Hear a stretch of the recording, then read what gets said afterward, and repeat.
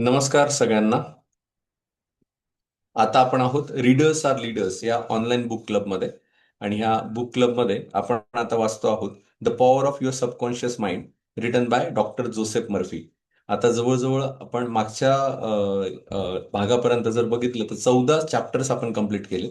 एकूण doctor Joseph यांनी 20 chapter आपल्याला कोट केलेले आहेत, किंवा त्यांचं जे ड्राफ्टेड पुस्तक आहे त्याच्यामध्ये जवळजवळ 20 चॅप्टर आहेत. त्यापैकी 15वा चॅप्टर आपण आज बघणार आहोत. आणि जे आधीच्या चॅप्टरला नव्हते त्यांच्यासाठी रेकॉर्डिंग तशी अवेलेबल आहे. मागच्या चॅप्टरमध्ये आपण मॅरिटल प्रॉब्लेम याविषयी बोललो, आणि तोही खूप इंटरेस्टिंग टॉपिक होता. त्यामुळे सगळ्यांनी तो एन्जॉय केला, इन्क्लुडिंग मी. आणि आता आपण पुढचा चॅप्टर घेतो आहोत, आणि त्या चॅप्टरचं नाव आहे your subconscious mind and your happiness.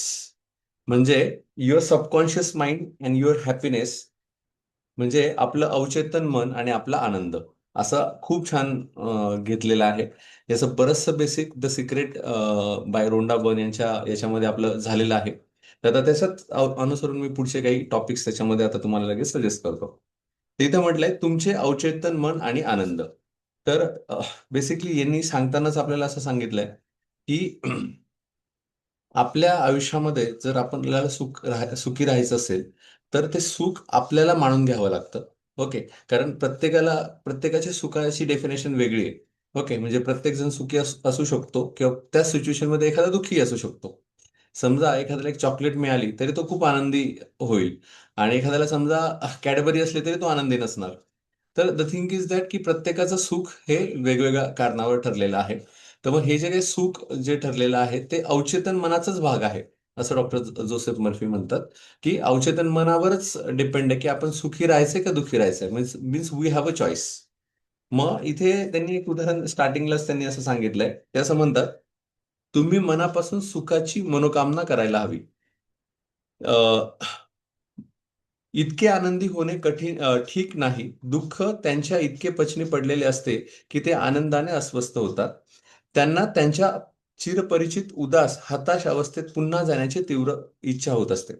मग त्यांनी असं म्हटलं की जसं मनाला मन ठरवतं की आपल्याला सुखी राहायचंय का दुःखी राहायचंय, त्यापैकी काही माणसं अशी असतात किंवा काही व्यक्ती अशा असतात की त्यांना दुःखामध्ये राहायला खूप आवडत असतं.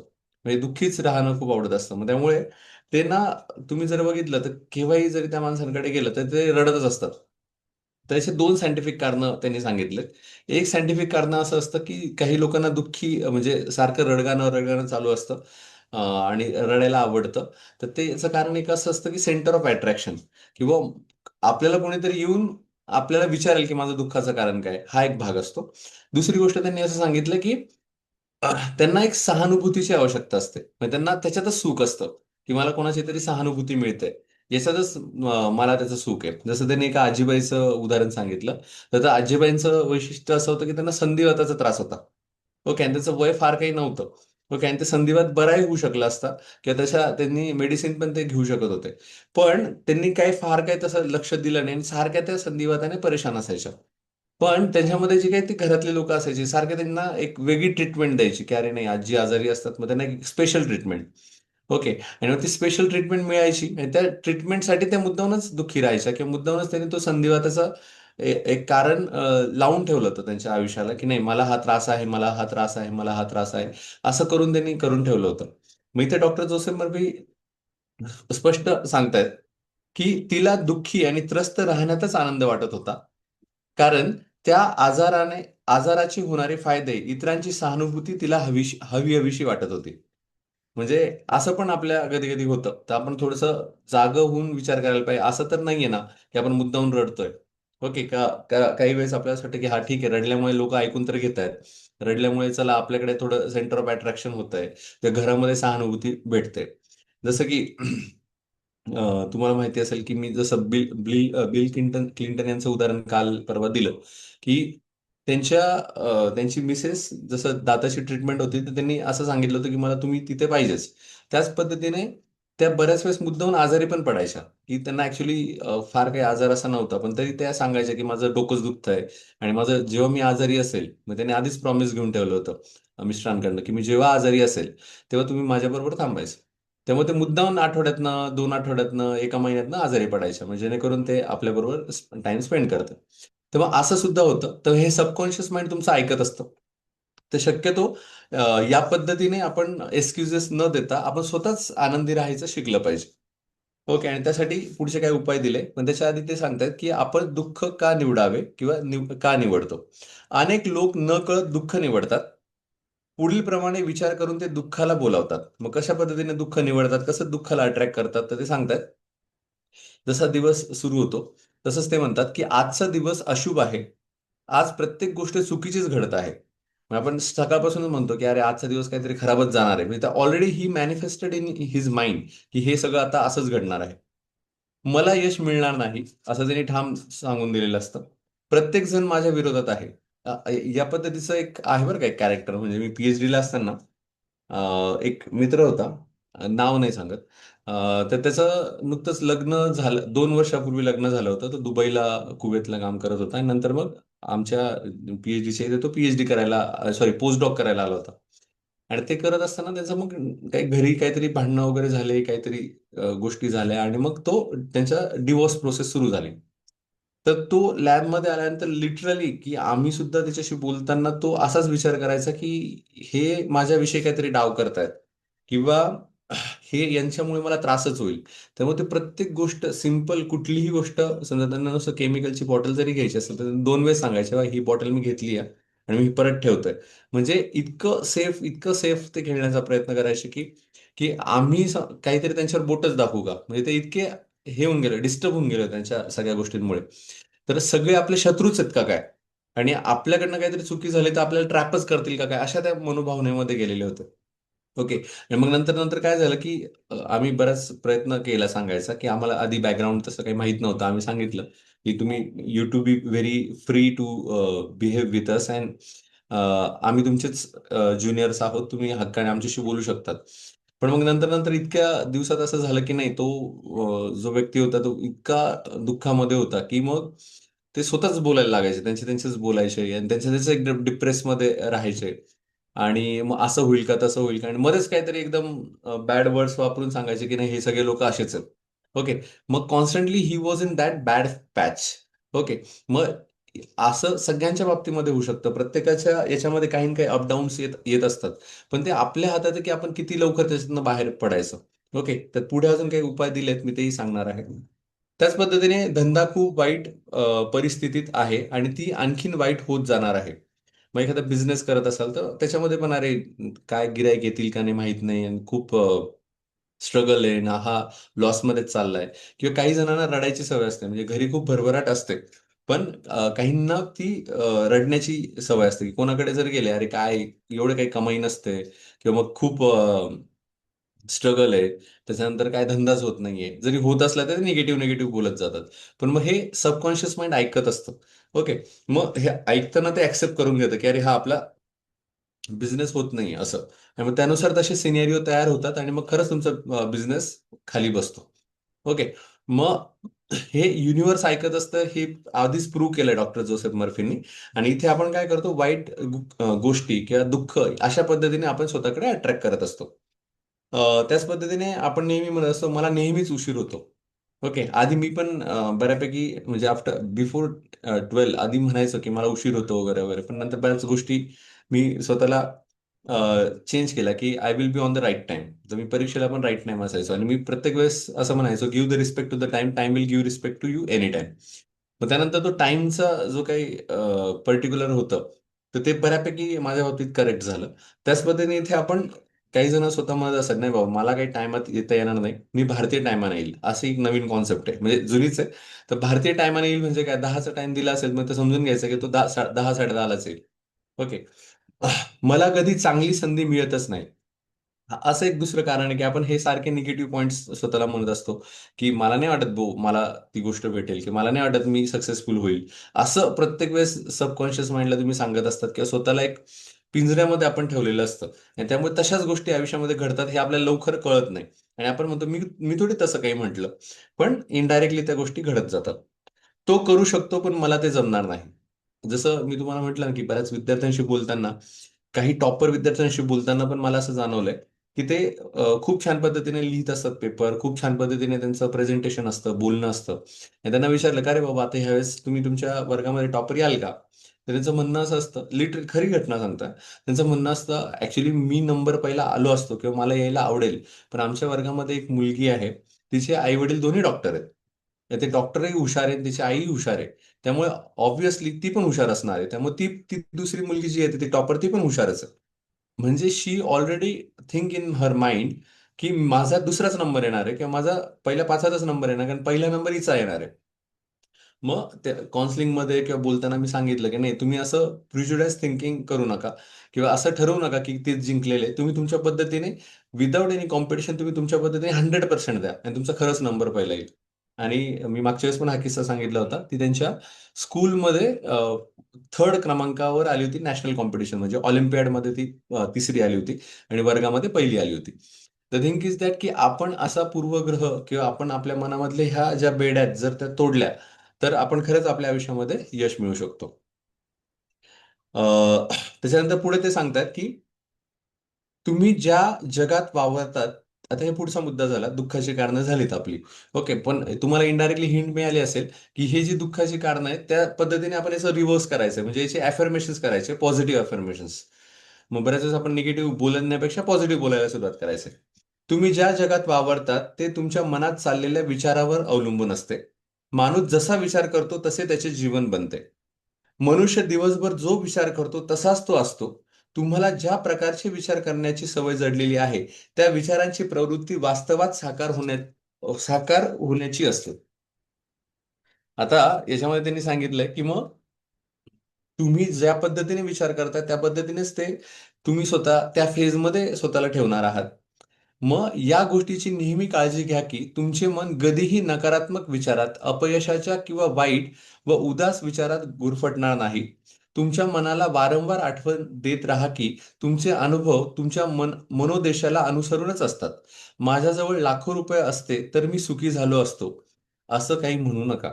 आता याच्यामध्ये मी थोडं अजून डीपली सांगून देतो याच्यामध्ये, कारण तुम्हाला समजायला थोडं सोपं जाईल. एकच सेकंड.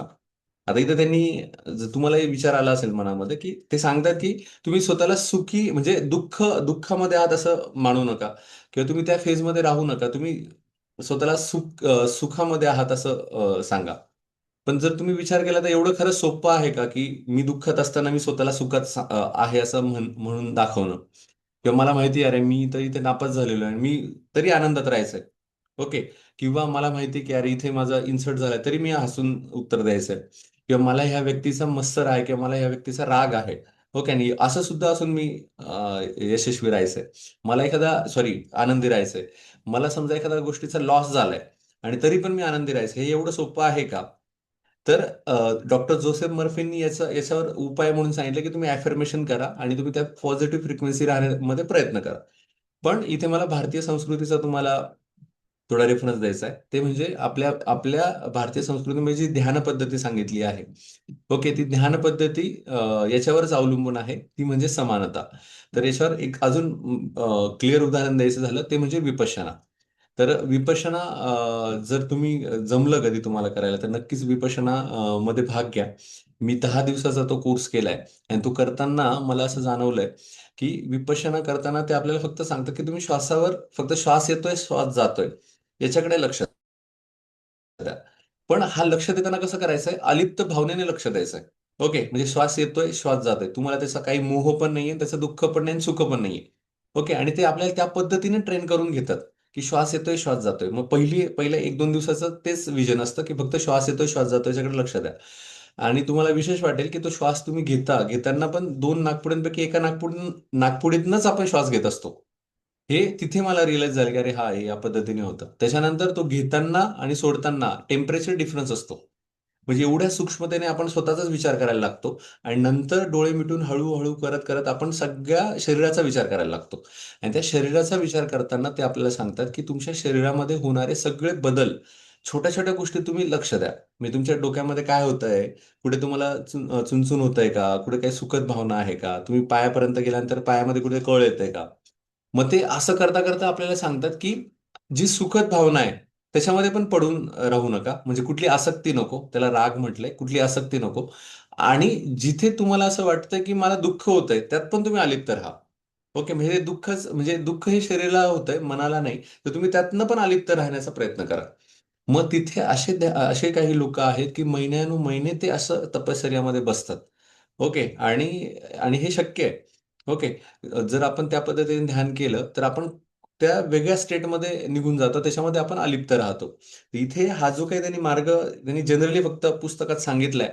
पण विपश्यना मला असं वाटतं की हा दिस इज अ बेस्ट मेथड, की जर तुम्हाला अलिप्त राहण्याची प्रॅक्टिस करायची असेल तर ते करू शकतात. त्यातला एक महत्वाचा शब्द आहे की you you try to meditate your self to maintain the equanimity in your mind. Equanimity म्हणजे समानता, की मला दुःखही नको, सुख नको. पण याच्यामध्ये तुम्ही अलिप्त राहतायत, म्हणजे याच्यामुळे फायदा काय होतो, की जेव्हा तुम्ही सुखात असतात तेव्हा जास्त एक्सायटेड नाही होत. ओके. आणि जेव्हा दुःखात असतात तेव्हा तेव्हा पण एक्सायटेड होत नाही, म्हणजे तुम्ही एका गतीमध्ये राहतात. मग हा दोन्हीकडनं विन विन फायदा आहे. नाही तर मग फक्त सुखात राहायचंय, सुखात राहायचंय, जर असं जर म्हटलं आपण, तर मग याला न्यूटनचा थर्ड थर्ड लॉ लागतो ना. कारण न्यूटनचा थर्ड लॉ काय सांगतो, every action there is equal and opposite reaction. जर मी नुसतं सुख सुख म्हटलं तर तसं नाही ना, सुखाला मग दुसरा नियम पण येईल ना. दुसरा नियम काय येईल ते म्हणजे दुःख, म्हणजे तो पेंडुलम सारखाच आहे. ओके. तर मनशक्ती केंद्रात तर त्यांनी खास करून त्याचा एक इच्छापूर्ती नावाचा वर्गच सांगितलाय त्याच्यामध्ये, की सुख दुःखाला नियम आहेत. आता जसं फॉर एक्झाम्पल मी खूप अभ्यास केला. ओके. तर अभ्यास केल्यानंतर माझा पहिला नंबर येईल किंवा मी पास होईल. ओके. तर मी अभ्यास करतोय तर अभ्यास करण्याचं दुःखच घेतोय ना. ओके. जर मी अभ्यास करण्याचं दुःख घेतोय तर मला रिझल्टचं सुख भेटणार आहे. ओके. मग इतकं सिंपल गोष्ट आहे. त्यामुळे मी अभ्यासाचं दुःख घेतलं पाहिजे. मला चांगल्या मार्काचं सुख भेटणार आहे. त्याच पद्धतीने मी सुखच घेत बसलो. मी टीव्ही बघतोय, मोबाईल बघतोय, भरपूर खातोय. ओके. आणि ह्या सगळ्या गोष्टींमध्येच मी सुखात बसलो आणि माझी परीक्षा आली, तर मी पास होणारच नाही. मग नापास होण्याचं दुःख मला घ्यावं लागणार आहे. मग जितकं सुख आहे तितकंच दुःख आपल्या आयुष्यामध्ये आहे. मग त्यामुळे मी डायरेक्ट तुम्हाला क्लिअर भारतीय संस्कृतीमधलं विपश्यना सांगितलं. विपश्यनामध्ये त्यांनी सांगितलं, अरे सुख आहे, दुःख आहे, दोघी चालूच राहणार आहेत. पण मी अलिप्त राहील. आता तुम्ही अलिप्त राहिले की तुम्ही विन विन राहतात, की अरे हा ठीक आहे. माझा पहिला नंबर आला, ठीक आहे, पहिला नंबर आला. मी नापास झालो, ठीक आहे, मी नापास झालो, आय विल ट्राय अगेन. म्हणजे तुम्ही शांत त्या याच्यामध्ये राहतात, आणि जेव्हा तुम्ही इक्वॉनिमिटीमध्ये आणि शांत राहतात तेव्हा तुमच्या निर्णय क्षमता अचूक व्हायला लागतात. तुम्हाला माहिती असेल, जेव्हा आपण रागामध्ये असतो तर विस्मरण जास्त होतं. म्हणजे एकदा रागात असले तुम्ही काही गोष्टी विसरून जातात. भयात असेल तर मग तुमची डायजेशन सिस्टीमवर इफेक्ट होतो. भयात असाल तर तुम्ही बऱ्याच गोष्टी सप्रेस होतात तुमच्या. ओके. तर मग राग आणि भय याचा परिणाम आपल्या शरीरावर, आपल्या विचारांवर, आपल्या निर्णय क्षमतेवर होतो. पण जेव्हा तुम्ही शांत राहता, इक्वॉनिमिटी समानता स्टेटवर राहता, तर ऑटोमॅटिकली तुमच्या निर्णय क्षमता वाढायला लागतात. ओके. तर हा एक मी माझा फक्त एक हे सांगितलं, फक्त थोडा अभ्यास सांगितला, याच्यामध्ये तुम्ही इम्प्रुव्हमेंट करू शकाल. इथे जोसेफ मर्फी म्हणतायत आणि रोंडा बर्न सुद्धा म्हणतायत, की तुम्ही तुमची फ्रिक्वेन्सी चेंज करून तुम्ही सुखी आहात असं स्वतःला इमॅजिन करायचं आहे. तुम्ही सुखाच्या मोडमध्ये आहात असा विचार करायचा आहे, की जेणेकरून तुम्ही त्या पॉझिटिव्ह फ्रिक्वेन्सीमध्ये गेला, की लाईक अट्रॅक्ट लाईक या नियमाने तुम्ही बरोबर चांगल्या गोष्टी अट्रॅक्ट करणार आहे. कारण हे बघा, आता तुम्हाला पुढचा 1 तास काढायचाच आहे. हो, ओके. मग हा जो 1 तास काढायचा आहे, तुम्ही एक तर you have a two choice. Okay. तुम्हाला विपश्यना माहित नाही तर आपण असं धरूया, two choice. Either you just spend that another next hour by crying, okay, or just keeping yourself happy. मग आता समजा रडण्यापेक्षा मी 1 तास रडताय, याचा अर्थ तुम्ही निगेटिव्ह फ्रिक्वेन्सीमध्ये जाताय. मग पुढचा 1 तास मला असं घालवायचं, मी आनंदात घालवेल, कारण जो काही कारण आणि परिणाम आहे तो घडलेलाच आहे. ओके. मग तो जो काही वेळ आहे त्याच्यामध्ये तो आनंदात घालेल, आणि जर मी आनंदात घातला तर याचा अर्थ असा असतो की मी ऑटोमॅटिक चांगल्या पॉझिटिव्ह फ्रिक्वेन्सी स्वतःकडे बोलवतो आहे. ओके. याच्यामध्ये पण अजून थोडं डीप आहे बहुतेक. तुम्हाला समजतं आहे असं धरतोय, जास्त गोंधळ होत नाही असं सांगतोय. होत असेल तर सांगा. जर मला आनंदात राहायचंय, तर लक्षात घ्या बरं का, हा पुढचा महत्वाचा मुद्दा आहे. जर मला आनंदात राहायचंय, सारखं आनंदात राहायचंय, तर इनडायरेक्टली काय होतं, की मला आनंदात जर राहायचं असेल तर माझे ध्येय, माझ्या चॉईसेस, ओके, मी ज्या गोष्टी करतोय त्या पण खूप चांगल्या असल्या पाहिजे. फॉर एक्झाम्पल, मी एखाद्या बँकमध्ये दरोडा टाकला. ओके. आणि माझ्याकडे समजा 5 करोड रुपये आले. ओके. आणि ते 5 करोड रुपये आले, मी सुखात आहे, आनंदात आहे, आणि आनंदात आहे. पण आता जसं जोसेफ मर्फी म्हणतात, की आनंदात राहायचंय. पण ज्याने दरोडा टाकून पैसे आणलेले आहेत, ओके, त्यांनी किती जरी म्हटलं तरी बॅक ऑफ माइंड त्याच्यात काय असेल, अरे इकडे पोलिसाच्या गाडीचा आवाज आला, अरे कोणी तर मला ऑनलाईन ट्रॅक करणार नाही, अरे कुठे सीसीटीव्ही फुटेज तर मिळालेलं नसेल. म्हणजे on the constant of mind he was thinking about the cause and, म्हणजे कारण आणि परिणाम याचा तो साखळीमध्ये अडकणारच आहे. खरंच तुम्हाला आनंदी आनंदी राहायचं असेल तर तुमचा ध्येय चांगला पाहिजे, म्हणजे पर्पज ऑफ लाईफ चांगला पाहिजे. तुम्ही जो सोर्स ऑफ इन्कम आहे तो चांगला पाहिजे. तुम्ही लोकांशी चांगलं वागलं पाहिजे. आता मी खूप लोकांवर जळतोय आणि मला तुम्ही सांगितलं हॅपी नाही राहू शकत, कारण माझं फंडामेंटलच चुकतंय ना, की I am not concentrating on my self, I am concentrating on others. मग असं जर असेल तर मी सुखी राहू शकत नाही. त्यामुळे आनंदी राहायचं असेल तर हा बेसिक थिंग आहे ना, की मला माझ्या म्हणजे महत्वाकांक्षा असाव्यात, पण मला माझी जी काही पात्रता आहे त्या पात्रतेनुसार मला मिळतंय असं मी एक्सेप्ट करून घेणार. नाही तर माझी पात्रता ठीक आहे, आय एस होण्याची नाहीये आणि मी आय एस लोकांबरोबर कम्पेअर करतोय, तर दॅट इज कम्प्लिटली रॉंग. तर मी तोही विचार करायला पाहिजे की हा, ही माझी पात्रता आहे, माझी पात्रता मी वाढवेल आणि मला नक्की ते पण सुख मिळेल. ओके, मी आत्ताच आपली पात्रता नसताना आपण जे कम्पेअर करायला जातो त्यामुळे दुःख येतं. मग असे 3-4 त्याच्यामागे गोष्टी आहेत. मी त्या थोड्या विश्लेषणात्मक सांगण्याचा प्रयत्न केला. तर तुम्हाला आनंदी राहायचंय, नक्कीच आनंदी राहायचंय आणि त्यानुसार तुम्ही चांगल्या गोष्टी अट्रॅक्ट करू शकणार आहात.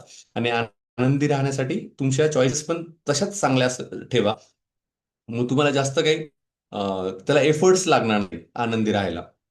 सुख ही मानसिक आणि आध्यात्मिक अवस्था आहे.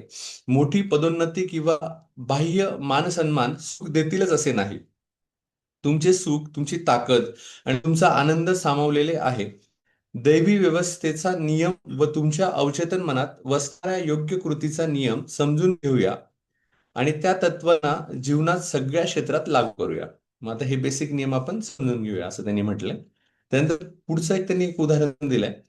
ते म्हणतात एका कंपनीमध्ये एक मॅनेजर होता आणि तो मॅनेजर काम करत असताना त्याला त्याचे जे अध्यक्ष आणि उपाध्यक्ष यांचा खूप प्रेशर होता. अध्यक्ष आणि उपाध्यक्ष जरासे थोडे हिमजिकल होते. कारण ओनर होते. त्यांना असं वाटायचं की ही पॉलिसी ही करायची, हे त्यांना वाटलं हे करायचं ते. आणि ह्या जनरल मॅनेजर जो होता त्याची त्याची चिडचिड व्हायची. तो म्हणायचा ठीक आहे, तुम्ही तुम्ही अध्यक्ष आहात, तुम्ही इन्व्हेस्टर आहात, पण कंपनीत काय चाललंय मला माहिती आहे ना, आणि कंपनीमधले निर्णय कसे घ्यायचे हे मला माहिती आहे. तुम्ही प्रत्येक वेळेस इंटरफेअर करताय आणि इंटरफेअर केल्यानंतर मला ऐकावं लागतंय. मी ऐकतो पण आहे, पण त्याच्यामुळे सगळा लॉस होतोय. ओके. आणि मग त्यांची कंपनीची डबघाईला आली होती आणि याला असं वाटलं की आता मला परत जॉब सर्च करावा लागेल आणि बस त्याचं वय पण जवळजवळ आता 50 पर्यंत, 50-55 पर्यंत झालं होतं. आणि एवढ्या टेन्शन मध्ये तो होता की अरे हे उपाध्यक्ष आणि अध्यक्षांना काहीतरी अक्कल मिळो आणि ज्यांनी माझं तरी ऐकवं त्यांना अशी काहीतरी प्रेरणा मिळो की ते चांगले निर्णय घेऊ. मग एकदा डॉक्टर जोसेफ मर्फीने त्यांना सांगितलं की रोज सकाळी उठल्यानंतर आणि रात्री झोपताना चांगली प्रार्थना कर.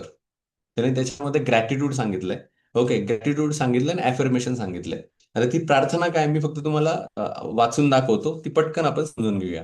तर तो जनरल मॅनेजर म्हणतो, आमच्या कंपनीत काम करणारे सगळे लोक प्रामाणिक, मनपूर्वक काम करणारे, सहकार्य देणारे, विश्वासू आणि सगळ्यांसाठी सद्भावपूर्ण आहेत. कंपनीच्या विस्ताराच्या, कल्याणाच्या आणि भरभराटीच्या माळेचे ते सगळे मनी आहेत. मी माझ्या दोघा सहयोग्यांसाठी आणि कंपनीतील सगळ्यांसाठी प्रेम, शांती आणि सद्भावना पाठवित आहे. आमच्या कंपनीच्या अध्यक्षांना व उपाध्यक्षांना त्यांच्या सगळ्या कामात दैवी मार्गदर्शन लाभत आहे. माझ्या अचेतन मनाची अपार बुद्धिमत्ता माझ्या मार्फत सगळे निर्णय घेत आहे. आमच्या सगळ्या व्यावसायिक कारभारात आणि आमच्या परस्परांशी असलेल्या संबंधात फक्त योग्य तीच कृती घडत आहे. मी शांती, प्रेम आणि सद्भावना रूपी माझ्या संदेश वाहनांना माझ्या आधी माझ्या कार्यालयात पाठवत आहे. कंपनीतील माझ्यासह सगळ्यांच्या हृदयात शांती आणि सुसंवादाचे परमसाम्राज्य आहे. श्रद्धा, विश्वास आणि भरोशाने ओतप्रोत भरलेल्या एका नव्या दिवसाची मी आता सुरुवात करीत आहे. Means what? तो सकाळी उठल्यानंतर ही प्रार्थना करतो आणि तो आधीच म्हणतोय की ह्या चांगल्या गोष्टी तिथे घडत आहे आणि मी जाण्या अगोदरच त्या तिथपर्यंत पोहोचलेल्या आहेत. आणि माझ्या उपाध्यक्ष अध्यक्षांना पण एक चांगली थोडीशी देवाने चांगली बुद्धी दिलेली आहे. आणि जे पण आता चांगलं होणार आहे ते माझ्यामुळे डायरेक्टली इनडायरेक्टली सगळ्या गोष्टी ह्या घडणार आहेत. मग थिंक इज दॅट हेच आपण वृंदाबनच्या बाबतीत पण वृंदाबन मॅडमने पण हेच सांगितलं होतं आपल्या द सिक्रेटमध्ये, की तुम्ही आधीच मॅनिफेस्ट करा, ग्रॅटिट्यूड करा, अफर्मेशन करा, व्हिज्युअलायझेशन करा. ओके, व्हिज्युअलाइज करून ठेवा. त्याला आपण मानस पूजा म्हणूया. ती आधीच मी करून ठेवणार आहे आणि त्यामुळे मी आय ऑलरेडी प्रेडिक्टेड की what going to happen. Okay. आणि त्यानुसारच त्या गोष्टी होतात. आणि हे खरंच बऱ्याच अंशी खरं आहे. मला पण एका मॅडमची एका भेट घ्यायची होती एका रेप्युटेड स्कूलमध्ये. आणि ते घेताना आत्तापर्यंतचा माझा असा अनुभव होता की त्यांनी कधीच कोणाला जास्त एंटरटेन केलेलं नव्हतं. आणि मग मी माझ्या मित्रांना म्हटलं की थांबा जरा, की आपण जाण्याआधी ना मला फक्त तुम्ही थोडा वेळ द्या. आणि मी डोळे मिटून अक्षरशः माझ्या केबिनमध्ये शांत बसलो, की म्हटलं मी तिथे जातोय. गेल्यानंतर मॅडम त्या चांगल्या मूडमध्ये आहेत. ओके, मूडमध्ये आहेत आणि गेल्यानंतर त्यांनी लगेच आपल्याला बोलवलेलं आहे. आणि बोलवल्यानंतर ते आपल्याला त्यांनी वेळ दिलाय. एक 5 ते 10 मिनिटं दिलाय आणि ते आपल्याशी चांगलं बोललेत. असं मी कॉन्स्टंटली मॅनिफेस्ट केलं अँड टू माय सरप्राईज आम्ही जेव्हा तिथे त्या कॅबिनमध्ये तिकडे त्यांच्या कॉलेजला गेलो, शाळेला गेलो, तर गेल्यानंतर कधी नाही तर त्या मॅडम थोड्या रिलॅक्स बसलेल्या होत्या. रिलॅक्स बसल्यानंतर आम्ही सांगितलं एक छोटंसं काम आहे, ही एक आयडिया पिच करायची आहे. ते म्हणजे ठीक आहे या. आणि आल्यानंतर लिटरली आम्ही बसलो आणि तिथे जवळजवळ अर्धा तास गप्पा मारल्या. ओके. आणि द थिंग इज दॅट की ते आधी कधीच झालं नव्हतं. म्हणजे 3-4 वर्षात ते त्या गोष्टी कधीच झाल्या नव्हत्या, पण त्या दिवशी त्या झाल्या. तर ही गोष्ट आहे की तुम्ही आधी त्या गोष्टी मॅनिफेस्ट करू शकता. आधी त्या पद्धतीचे सद्भावना तुम्ही स्प्रेड करू शकता. याला दुरांत प्रयोगाने शक्तिप्रयोग असं सुद्धा म्हणता येईल. त्याच्यावरचं बरंचसं लिटरेचर अवेलेबल आहे. पण जसं माझ्या हाती लागेल तसं मी तुम्हाला ते पाठवेल. त्याच्यानंतर अजून एक छोटं उदाहरण सांगितलं. जसं यांनी आधी सांगितलं ना, की त्यांनी त्या गोष्टी तिकडे स्प्रेड करून ठेवल्या आणि त्यानुसार तो तिथे गेला, चांगला प्रकारे आला. तसं त्यांनी एका घोड्याचं उदाहरण सांगितलंय. एक घोडा एका रस्त्याने जाताना जेव्हा तिथे विकास फार छान झालेला नव्हता, तर त्या ठिकाणी त्याला एक खुंटीला बांधलेलं होतं त्या रस्त्यावरच. आणि त्या रस्त्यावरच नेमका एक भला मोठा साप त्या घोड्याला दिसला.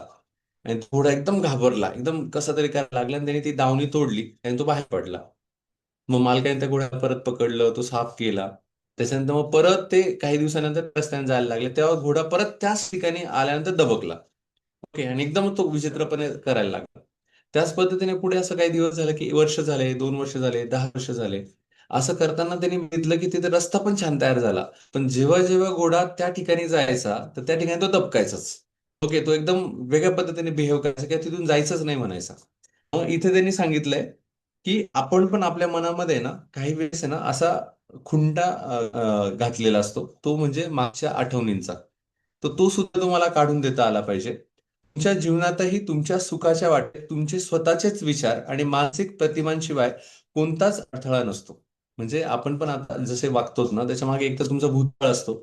ओके, किंवा तुम्ही अशा खुंट्या लावून ठेवलेल्या असतात, की आपल्याला तिथे माहिती की अरे हे माझी चिडचिड होणारच आहे. किंवा मला माहिती की तिथे त्रास होणारच आहे. तर हे आपण इतकं शॉर्ट झालेलो असतो, की आपल्याला वेळच नाही मिळत आपल्या मनाला सांगायला, की "अरे हे नाही आता ती कंडिशन गेली. आता सगळे लोक बदलले." जसं घरामध्ये पण फॅमिलीमध्ये पण काही वेळेस आपल्याला काही लोकांचा त्रास होतो. ओके. मग तो एकदा त्रास झाला, की आपण असं धरतो, की नाही हा त्रास आपल्याला नेहमीच होईल. ओके. ती ती व्यक्ती म्हणजे आपण एक त्याला जस्ट टाइमपास टाकून ठेवतो, की ही गोष्ट ही व्यक्ती म्हणजे अशीच. मग त्यामुळे असं होतं, की पुढची व्यक्ती किती चांगली वागायला लागली, तरी तो स्टॅम्प आपल्या मनात असतो आणि तो स्टॅम्प आपल्या मनात असल्यामुळे ते रिलेशन कधी सुधरत नाही. ओके. मग इथे हा स्टॅम्प मारणं आपण थोडंसं थांबवलं पाहिजे, की let the give chance. Okay, की आता ह्या परिस्थिती बदललेली असतील. ओके, आणि आपण खूप छान पद्धतीने वागण्याचा, आनंदी राहण्याचा प्रयत्न करायला पाहिजे. तर हे मनाला तुम्ही सांगितलं तर ते नक्कीच होऊ शकतं. तर अशा रीतीने हा चॅप्टर जवळजवळ पूर्ण होता. I think yes. तर यामध्ये वेगळं असं बाकी अजून वेगळं काही वाटलं नाही, पण अजून 2 शेवटचे फक्त मी पॉइंट्स वाचतो आणि लगेच थांबतो. तुमच्या सुखात कोणताच अडसळ नसतो. सुखासाठी बाह्य वस्तूचे कारण लाभत नाही. ते परिणाम आहेत, कारण नाहीत. म्हणजे तुम्हाला असं वाटेल बाहेरच्या गोष्टींमुळे मला सुख-दुःख होत नाही. तुमच्या मनामुळेच होतं. तुम्हीच ठरवतात. ओके. जसं फॉर एक्झाम्पल बघा पटतंय का तुम्हाला? तुम्ही छानपैकी रस्त्यावर बसलेला आहात आणि तुमचा पार्टनर तुमच्या शेजारी बसलेला आहे आणि तो मोबाईल बघतोय आणि मोबाईलचा आवाज येतोय, त्याचा रीलचा आवाज येतोय. आपण त्याला लगेच म्हणतो, "ए, तो रीलचा आवाज बंद कर रे, तुम्हाला खूप इरिटेट होतंय." आणि तुम्ही रस्त्यावर बसलेले आहे. आणि रस्त्यावर बसल्यानंतर रस्त्याचे खूप आवाज तुम्हाला येत आहेत.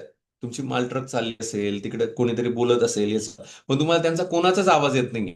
ओके, कोणाचाच त्रास होत नाही. तुम्हाला तुमच्या शेजारी जो बसलेला व्यक्ती जे त्याला तुम्ही ओळखतात, त्याच्याच मोबाईलचा तुम्हाला त्रास होतोय आणि तुम्ही त्याला सांगताय तो मोबाईल आवाज बंद कर. द थिंग इज दॅट की वी डिसाइड की मला माहिती मी ते कंट्रोल करू शकतो ना. तर वी डिसाइड की कोणामुळे मला दुःख होतंय आणि कोणामुळे मला सुख होतंय. ओके. तर मग ह्या गोष्टी असतात की त्यामुळे हे सगळं हा गेम सगळा मनाचाच आहे. तो तुम्ही समजून घ्या. काही ठिकाणी आपण ते दुर्लक्ष करून आपण आनंदाच्या स्टेजमध्ये राहू शकतो. असा थोडक्यात तो संदेश आहे. तुमच्या आत असलेल्या एकमेव रचनात्मक सिद्धांतापासून सुखाचे सूचक चिन्ह मिळवा. तुमचा विचार हे कारण आहे आणि एक नवीन कारण नवीन परिमाणाचे सर्जन करतो. सुख निवडा. ओके, मग हे कारणांमध्ये अडकू नका. तुम्ही चांगलं कारण निवडा आणि त्याच्यामुळे सुखी राहण्याचा प्रयत्न करा. सर्वात सुखी व्यक्ती ती आहे जी तिच्यातील सगळ्या उत्तमोत्तम व सर्वोच्च गोष्टींना व्यक्त करते. प्रत्येक व्यक्तीत ईश्वर सर्वोच्च आणि परम उत्तम आहे, कारण ईश्वराचे साम्राज्य तुमच्या हृदयात आहे. मग शेवटी ते ईश्वर जरी म्हटले तर ईश्वर म्हणजे आपलंच सबकॉन्शियस माइंड. आपल्या सबकॉन्शियस माइंड मध्येच ह्या सगळ्या गोष्टी आहेत आणि त्याचंच प्रतीक सगळीकडे आहे. म्हणजे जसं आपलं सबकॉन्शियस माइंड आहे तसंच निर्जीव सजीव यांच्यामध्ये पण आपल्याला मानावं लागेल की त्यांच्यामध्ये पण सबकॉन्शियस माइंड आहे. आणि मग सगळीकडे जर ही ऊर्जाच असेल, सगळीकडे जर हे माइंडच असेल, तर आपणच आपल्या सुखदुःखासाठी कारणीभूत आहे हे आपण कन्फ्युज केलं पाहिजे आणि हे आपण जाणून घेतलं पाहिजे. तर असा हा चॅप्टर होता. थोडा छोटा होता, उदाहरणं कमी होते, पण तरी थोडा एक्सप्लेन करण्याचा मी प्रयत्न केला. तुम्हाला याच्यामध्ये काय सुचवायचंय नक्की सुचवू शकता. अजून तुम्हाला त्यात काही ऍड ऑन करायचं असेल ते पण तुम्ही आता ऍड ऑन करू शकता. येस, कोणाला काही बोलायचं आहे?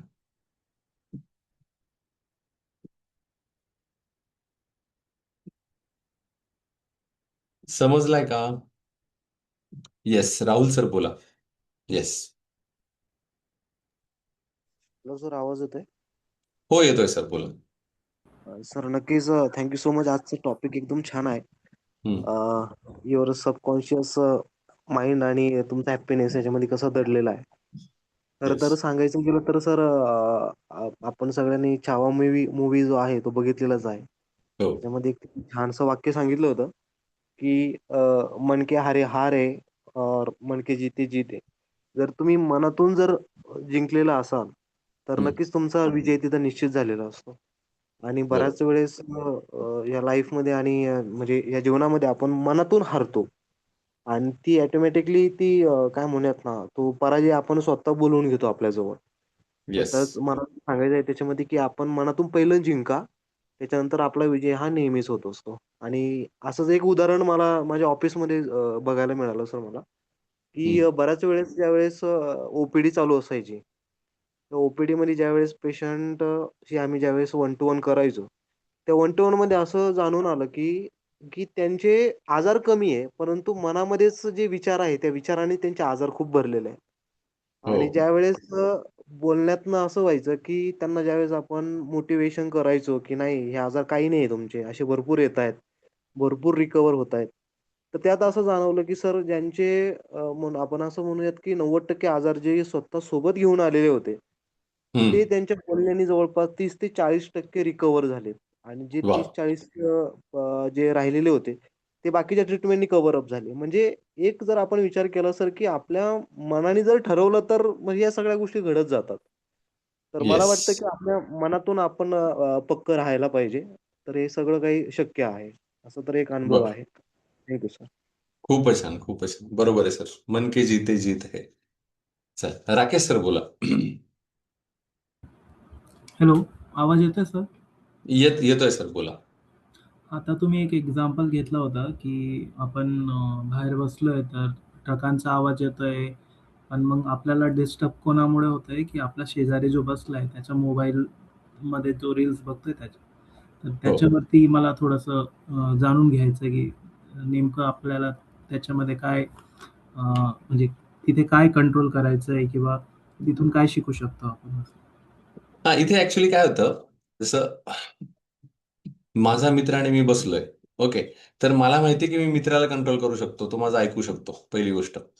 तर मला काय वाटतं की तो त्याच्या रील्सचा आवाज येतोय, बरोबर ना? तर मला इतक्या सगळ्यांचा आवाज येतोय ना. ओके, तर त्याच्याकडे माझं अजिबात लक्ष नाहीये. ओके. किंवा किती गाड्या चालल्या, काही चालल्या नाही, पण तो बरोबर त्याच्याच मोबाईलचा मला आवाज येतोय आणि मला त्याचा डिस्टर्बन्स होतोय. आणि मग मी त्याला म्हणतोय, बाबा तू मोबाईल बंद कर, मला तुझा डिस्टर्बन्स होत आहे. ओके. मग इथे ऑथरला असं सांगायचं किंवा मला असं सांगायचंय की आपलं मन ठरवतं की आपल्याला कोणामुळे दुःख येऊ शकतं किंवा मला कोणामुळे दुःख येत आहे. ओके. आता मी तुम्हाला आधीच रहस्य सांगून दिलं की मला माहिती आहे मी ते कंट्रोल करू शकतो, म्हणून मी त्याला रोखू शकलो. त्याच्याऐवजी समजा तिथे एखादी मालट्रक चालू असेल तर मी मालट्रकवाल्याला थोडी म्हणणार, ए बाबा तुझा आवाज खूप येतोय, मी तर बसलेलो शांततेत ध्यान करत, तू मालट्रक बंद कर. I can't say so. मग इथे मनाचा गेम आहे की मन ठरवतं. म्हणजे इथे शेवटी जे कन्क्लुजन सांगितलं जोसेफ मर्फींनी, की मन ठरवतं की मला दुःख घ्यायचंय की नाही घ्यायचंय. ओके. म्हणजे we have a choice whether we take the point as a negative और पॉझिटिव्ह. ओके, मग तो कसा हँडल करायचा हा पार्ट वेगळा आहे, पण आपलं मन ठरवत असतं. मग आता फॉर एक्झाम्पल समजा घरामध्ये समजा तुम्हाला जेवायला उशिरा मिळालं. ओके, तर मग आता तुम्ही लगेच चिडू शकतात, रागवू शकतात, दुःखी होऊ शकतात. मग इथे जोसेफ मर्फी असं म्हणतात की तुम्ही तसं नका करून, तुमच्या मनावर आहे, तर मनालाच सांगा की अरे बाबा आज उशिरा झाला असेल, आपण थोडंसं नंतर जेऊया, थोडं आपण थांबूया. म्हणजे लगेच आपलं स्टेट ऑफ माइंड सरकवून लगेच दुःखात जायची गरज नाहीये. आपल्याला आनंदात राहायचंय. ओके, जसं तुम्ही आनंदात राहाल तर आनंदाने तुम्ही पुढच्याशी बोलाल आणि पुढच्या वेळेस त्या अजून चांगल्या सुधारणा आपण करू शकतो. असा त्याचा इनडायरेक्टली अर्थ आहे. ओके, म्हणजे आपल्याला रिएक्टिव्ह नाही व्हायचं आहे त्याच्यावरती. लगेच रिएक्शन नाही दिलं पाहिजे. पण हो, समजा बरोबर. तिथे आपला मित्र ऐवजी कोणतरी अनओळखी व्यक्ती आहे किंवा अननोन पर्सन आहे, ज्याच्यामुळे आपल्याला डिस्टर्ब होत आहे. तिथे हा. पण तोच कंट्रोल ठेवायला पाहिजे आपल्याला. येस, म्हणजे ऍक्च्युली तो नॉर्म्स नाही सांगत आहे आपण. जर तुम्हाला वाटत असेल तर आपण त्यांना विरोध करू शकतो, नो डाऊट इन दॅट. पण त्याच्यामुळे जो आवाज येतोय ना, तो मी पर्टिक्युलरली त्याचाच आवाज ऐकलाय आणि मी तोच मला इरिटेट होतोय आणि मी त्याच्यावर रिॲक्ट करतोय. म्हणजे इथे फक्त प्रूव्ह असं करायचं की आपलं मन चूज करतंय की मला कोणामुळे दुःख येत आहे. ओके, म्हणजे तो आपण इग्नोर पण करू शकतो. समजा तुम्ही तुमच्या खूप आनंदामध्ये कुठल्या तरी वेगळ्या मस्त भावनेमध्ये तुम्हाला तो आवाज ऐकू पण येणार नाही. की खूप छान पद्धतीने तुम्ही गप्पा मारतायत आणि तुमच्या मित्रांच्या तुझ्या गप्पा चालू, तुम्हाला ते कळणारही नाही. कारण एवढा समजा ट्रेनमध्ये असेल तर ट्रेनमध्ये पण इतका जोरात आवाज येतोय, आपल्याला त्या जाणवतही नाही. पण पर्टिक्युलरली एखाद्या व्यक्तीचं जर आपल्या डोक्यात आलं की आपल्याला याच्यामुळे त्रास होऊ शकतो किंवा हे, तर मग ऑटोमॅटिकली त्याच्या सगळ्या गोष्टी आपल्याला संशयास्पद वाटतात, सगळ्या गोष्टी आपल्याला इरिटेटिंग वाटतात. मग हे मनाचं पर्स्पेक्टिव्ह आहे, असं मला फक्त सांगायचं. म्हणजे आपणच ठरवतो कोणाला अट्रॅक्ट करायचं आहे आणि कोणाला नाही अट्रॅक्ट करायचं. आणि कोणामुळे त्रास करून घ्यायचा आहे हे आपण बरोबर, ठरवतो. येस. बरोबर. Yes. Thank yes sir. Thank you. Yes. चालेल, मग आज छान झाला. थोडा छोटा टॉपिक होता, मात्र उद्याचा टॉपिक खूप छान असणार आहे. तुमचे अवचेतन मन आणि सुसंवादी मानवी संबंध. ओके, म्हणजे कम्युनिकेशनवर हा उद्याचा टॉपिक आहे, तो आपण उद्या नक्कीच बघू. आता सगळे जॉईन झालात, छान पद्धतीने तुम्ही इंटरॅक्ट केलं आणि ऐकून घेतलं, त्याबद्दल धन्यवाद. आपण आता इथे थांबतो आहोत. धन्यवाद. धन्यवाद. धन्यवाद. Yes, thank you.